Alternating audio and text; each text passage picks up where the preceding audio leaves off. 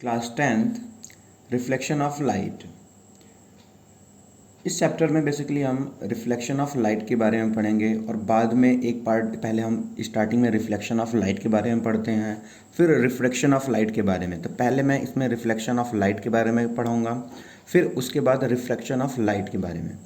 अब basically reflection होता क्या है, हमने 7th क्लास में रिफ्लेक्शन पढ़ा था, रिफ्लेक्शन ऑफ लाइट।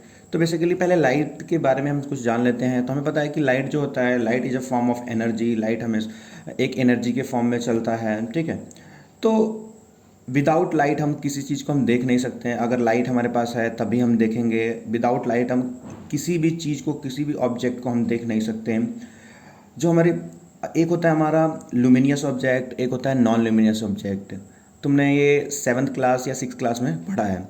तो लुमिनियस ऑब्जेक्ट क्या होता है और नॉन लुमिनियस ऑब्जेक्ट क्या होता है।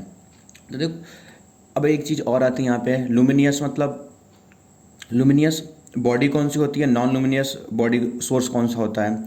तो देखो बेसिकली लुमिनियस क्या होता है, नॉन लुमिनियस क्या होता है।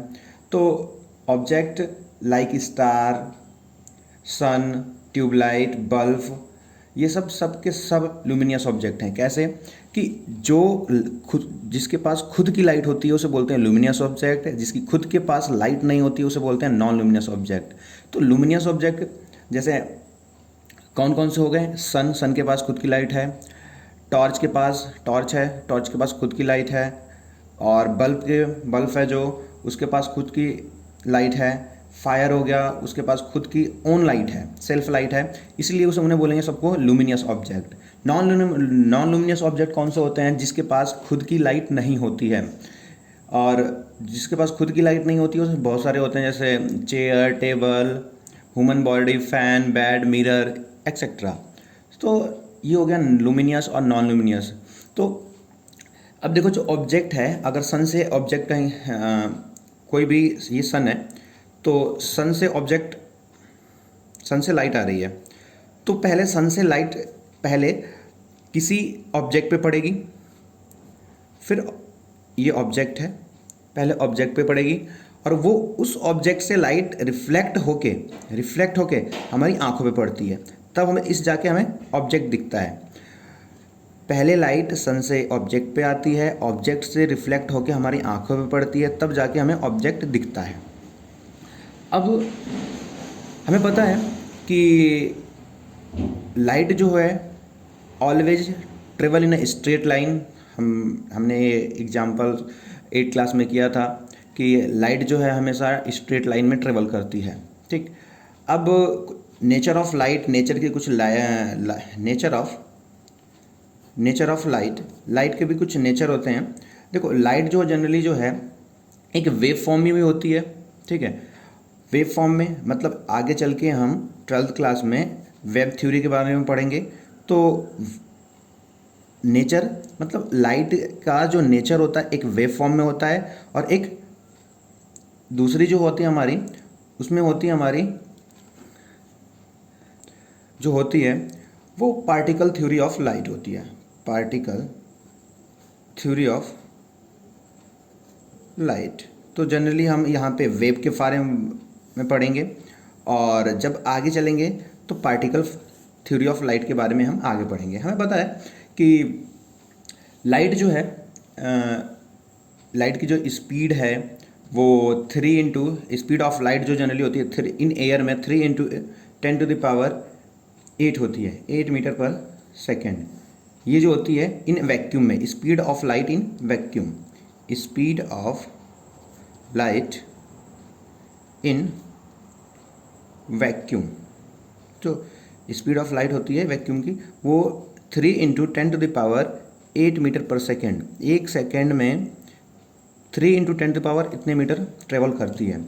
अब ये जो पार्टिकल थ्योरी है, हम चल के आगे 10th क्लास में पढ़ेंगे पार्टिकल थ्योरी क्या होती है। अब नेक्स्ट में हम पढ़ेंगे रिफ्लेक्शन ऑफ लाइट। बेसिकली ये भी तुमने 8th क्लास में ही मैंने पढ़ाया था तुम्हें। रिफ्लेक्शन ऑफ लाइट क्या होता है। रिफ्लेक्शन ऑफ लाइट पहले बात हमें पता है कि अगर हम प्लेन मिरर के अकॉर्डिंग अगर बात करें तो प्लेन मिरर क्या होता है कि प्लेन मिरर देखो यहाँ पे अगर कोई यहाँ पे प्लेन मिरर है, मैंने बोला कि यहाँ पे एक प्लेन मिरर है और इस प्लेन मिरर को हमने बाहर साइड से पॉलिश कर दिया और ये पॉलिश जो होता है वो सिल्वर कोटिंग से करते हैं, सिल्वर कलर से, क्योंकि सिल्वर जो होता है बेस्ट रिफ्लेक्टिंग सरफेस होता है, इसलिए ज़्यादा से ज़्यादा सरफेस पे रिफ्लेक्ट होगा। तो ये देखो जैसे ही हम ये होता है हमारा रिफ्लेक्टेड सरफेस, जहाँ से कोई भी लाइट आएगी और यहाँ पे रिफ्लेक्ट करके जाएगी जहाँ पे जाना है इसे। और ये जो पीछे वाला साइड होता है इसे हम पॉलिश कर देते हैं और सिल्वर का पॉलिश करते हैं। ठीक, अब ये जो लाइट आती है, ठीक, इसे बोलते हैं इंसिडेंट रे, इंसिडेंट रे। और इस जिस पॉइंट पे ये मिलती है उसे बोलते हैं इंसिडेंट पॉइंट, इंसिडेंट पॉइंट। और देखो जहाँ पे ये सरफेस पे मिलती है उसके ठीक एक परपेंडिकुलर एक लाइन खींचते हैं जिसे हम बोलते हैं क्या, नॉर्मल। नॉर्मल, ये इंसिडेंट पॉइंट ये है, ये नॉर्मल। और जितने देखो यहाँ पे जैसे आई है उसी एंगल से चली जाएगी, ऐसे ये रही, इसे बोलते हैं हम क्या, reflected angle, reflected ray, reflected ray. ठीक है, तो देखो यहाँ पे मैंने यहाँ पे एक मिरर है और इस मिरर पे इंसिडेंट रे आई और इस पॉइंट को इंसिडेंट पॉइंट बोलते हैं। इसके ठीक परपेंडिकुलर, किसके, प्लेन के ठीक परपेंडिकुलर हमने एक नॉर्मल बनाया, इसे बोलते हैं नॉर्मल। और यहाँ से लाइट टकराई और रिफ्लेक्ट करने के बाद इसे बोलते हैं हम क्या, जब गई तो इसे बोलते हैं रिफ्लेक्टेड रे। तो देखो यहाँ पे द प्रोसेस ऑफ सेंडिंग, देखो यहाँ पे क्या होता है इसका, the process of sending back of the light रे fall from the surface of object is called a reflection of light। ठीक है, तो अब देखो क्या होगा यहाँ पे, इसके कुछ हम लॉ पढ़े थे कि लॉ ऑफ रिफ्लेक्शन के दो रूल होते हैं। लॉ ऑफ रिफ्लेक्शन पढ़ा था हमने, law of reflection, law of reflection. ठीक है, देखो इंसिडेंट रे, पहली बात आती है कि इंसिडेंट रे क्या होती है। इंसिडेंट रे ये होती है कि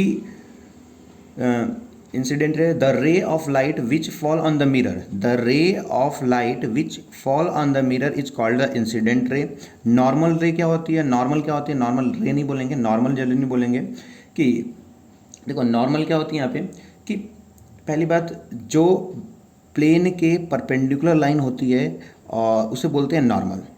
ठीक है, और रिफ्लेक्टेड रे क्या हो जाएगी, तो reflected ray, the ray of light which is send back by the mirror is called reflected ray. Okay, अब लॉ ऑफ रिफ्लेक्शन में देखो, हम लॉ ऑफ रिफ्लेक्शन में पढ़ेंगे कि दो लॉ था। First law of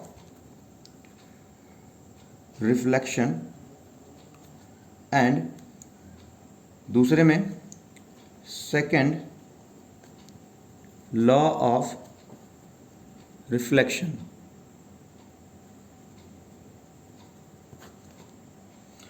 first law of reflection, पहले लॉ में हम कहेंगे कि हमें पता है कि देखो फर्स्ट लॉ यहाँ पे देखो कि व्हेन अ इंसिडेंट